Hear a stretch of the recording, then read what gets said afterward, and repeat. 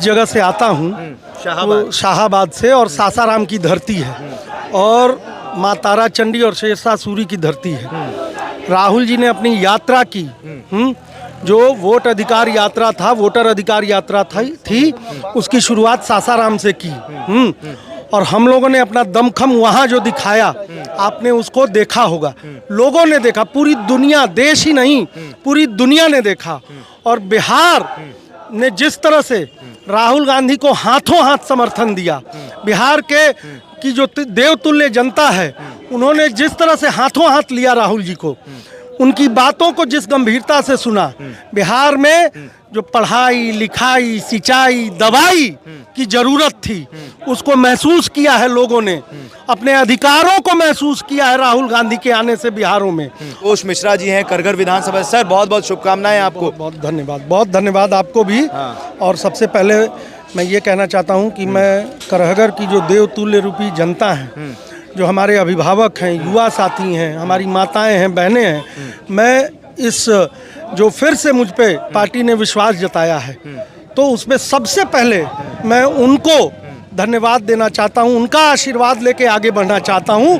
और अपने आला कमान, अपने नेतृत्व का, अपने राष्ट्रीय अध्यक्ष मल्लिकार्जुन खड़गे जी का, अपने हमारे नेता प्रतिपक्ष, देश के नेता प्रतिपक्ष जननायक राहुल गांधी जी का, और हमारे बिहार के आदरणीय प्रभारी, राष्ट्रीय प्रभारी अल्लाह वरू जी, प्रदेश अध्यक्ष आदरणीय श्री राजेश राम जी, CLP लीडर श्री शकील अहमद खान साहब, और हमारे जोनल प्रभारी AICC secretary Bhilai MLA Devendra Yadav ji को भी बहुत बहुत धन्यवाद देना चाहता हूं कि आपने मुझ में फिर से अपना भरोसा और विश्वास जिताया है, और उनके विश्वास पर मैं खरा उतर। संतोष जी, पिछले बार हमने कांग्रेस का रिजल्ट देखा था, इस बार मैं खुद एक्टिव हूँ ग्राउंड पर। पिछले बार जो है हमने सोशल मीडिया या फिर न्यूज़ पेपर के माध्यम से रिजल्ट देखा, कांग्रेस उतना अच्छा कर नहीं पाई थी।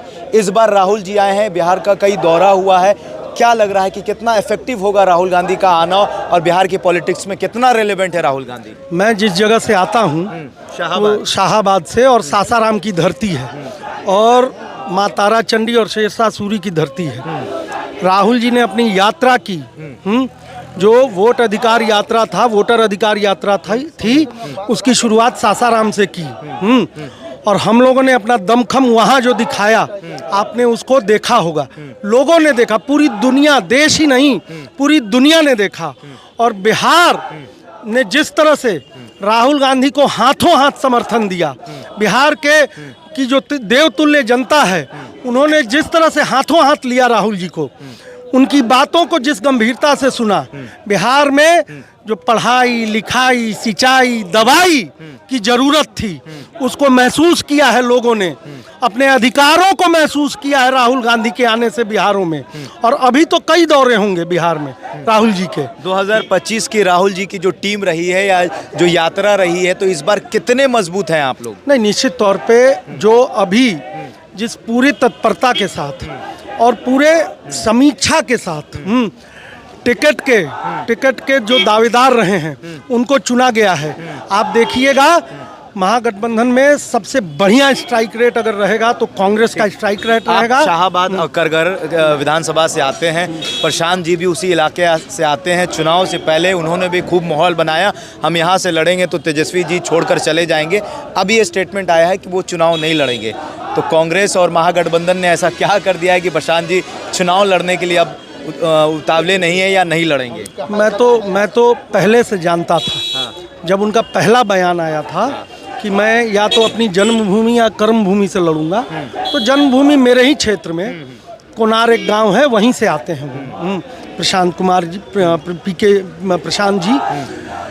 प्रशांत जी। देखिए, ये उनका लोकतांत्रिक अधिकार है, पार्टी के मुखिया भी हैं, निश्चित रूप से कहीं से चाहे, पूरे बिहार में जहाँ से चाहे वहाँ से लड़ सकते हैं। लेकिन फिर भी मैं तो चाहता था कि आके हम लोगों से दो हाथ हो जाए। आप चाहते हैं? जी निश्चित रूप से। कोई सुनिए, हम लोगों को उनका लोकतांत्रिक अधिकार था या है, लेकिन मैं चाहता था कि वो भी आके मुझसे लड़ के देख लें। विषम परिस्थितियों में हमने उस सीट को निकाला, और वही नहीं, पूरे शाहाबाद में हम 6 विधायक थे, बक्सर, रोहतास और बगल के 3 जिले मिला के हम लोग 6 विधायक थे। लोकसभा भी इस बार कांग्रेस सफल के। रहा आपका। और निश्चित तौर पे हमारे लोकसभा में भी मनोज राम जी जो एमपी चुने गए हैं, तो हम लोगों ने वहाँ भी साबित किया। अगर तो निश्चित तौर पे कल मोदी जी बिहार आ रहे हैं, जी मोदी जी बिहार आ रहे हैं, उनका स्वागत है बिहार माहौल में। बदल जाता है। नहीं नहीं बदल जाता है। राहुल जी आए और राहुल जी ने जो माहौल को बदला है, और फिर राहुल जी आने वाले हैं जल्दी ही। अभी देखिएगा सप्ताह भर के अंदर में राहुल आखिरी जी का- सवाल आपसे करेंगे, ईमानदारी से जवाब दीजिएगा। जब जब सबको लगता है कि नीतीश कुमार एंड के कगार पर हैं, उनका जो तीर है वो टूट गया है, लेकिन फिर जब वो बिहार की पॉलिटिक्स में अपना स्पेस बना लेते हैं, 25 से 30 नीतीश फिनिश या फिर से 25 से 30 जैसा आपने कहा, नीतीश फिनिश। उनके पास कोई विजन नहीं रह गया है। लोग उनको जितना जितना कार्य है जो जिसका वो दुहाई देते हैं, अगर ऐसी ही बात रहती तो आज भी बिहार कई चीज़ों में, जीडीपी हो, प्रति व्यक्ति आय हो, पढ़ाई हो, लिखाई हो, रोजगार हो, सिंचाई हो, क्यों पिछड़ा बना हुआ है? 20 वर्षों में 20 वर्षों में तो बिहार की सूरत बदल जानी चाहिए थी। हाँ, बिहार आज तक 20 वर्षों में विकसित राज्य में नहीं शामिल हुआ। वोट चोरी पर बड़ा आप लोग संदेह और सवाल उठाए हैं, तो इस बार सतर्क हैं और चौकन्ने रहेंगे? निश्चित रूप से सतर्क हैं। मैं सतर्कता का एक प्रमाण देता हूँ। मेरे क्षेत्र में जब इनॉमिनेशन फॉर्म का लास्ट डेट हुआ, उसके बाद 46,000 वोटर कट रहे थे।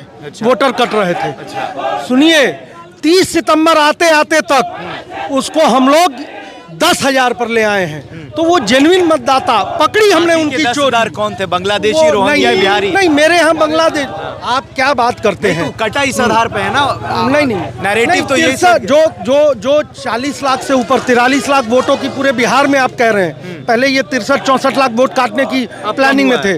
ये देखिए, जब इन पे समस्या होती है, जब ये जानते हैं कि हम हार रहे हैं, तो ये बैकफुट पे होके सबसे पहले हिंदू, मुसलमान, रोहिंग्या, इन सब की बातें करते हैं। संतोष जी, नॉमिनेशन कब करेंगे? सॉरी, बहुत टाइम ले लिया आपका। नॉमिनेशन 17 तारीख को संभावित है। 17 को संभावित है। चलिए, आपसे शाहबाद के इलाके में मिलते हैं। निश्चित तौर पे बहुत बहुत धन्यवाद। बहुत बहुत